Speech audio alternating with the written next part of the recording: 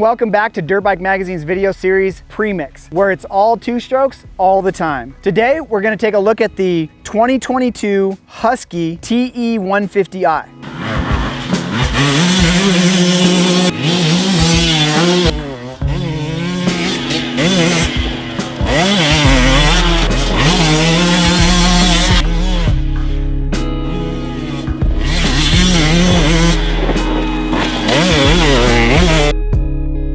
Now, some bikes can be understood most easily by process of elimination. You gotta understand what they are before you understand what they aren't. Unfortunately, that doesn't help in the case of the Husky TE150i. Defining what it can do is hard. It's perfect for youth as well as vets and seniors. It's an all-natural, entry-level machine, but appeals to pros and intermediates as well. It's a trail bike, but it already has an extensive racing pedigree. The Husky is one of those bikes that can be anything you want it to be. If you've been around long enough, you remember there was once a thriving 200cc class in the US. The key players were Kawasaki and KTM, but Yamaha, Honda, and Suzuki had their own takes as well. The riders left behind by the decline of that class are among those who have planted their flag on the TE150, but it goes beyond that because the 150 is lighter, faster, and more sophisticated than the 200s of old. But with that being said, you won't find anything exactly like the Husky 150 in its extended Austrian brotherhood of KTM and GasGas. This is an off-road bike. Several machines are built on the same platform, but the TE150 is based on the Husqvarna TC125 motocross bike, but with a 4mm increase in bore, stretching the displacement to 144 cc's. It is oil injected and TPI fuel injection, none of which can be found on the TC125.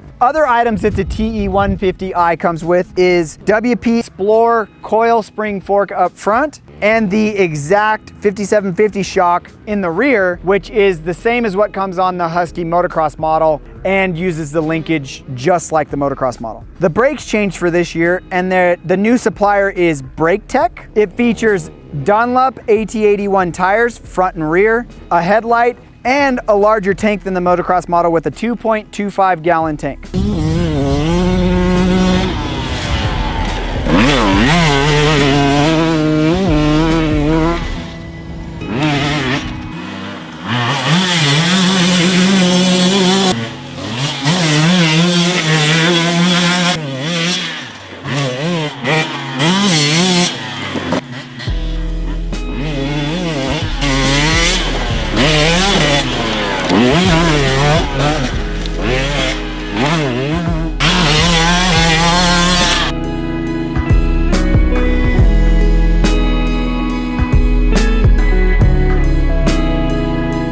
Now, we've had a fairly decent amount of time on this motorcycle, testing on the trails. We've tested on some motocross tracks as well. The real debate revolves around how the 150 compares to its bigger brothers in the 250cc version and the 300cc version. This was never an issue in the past because the price difference was so much.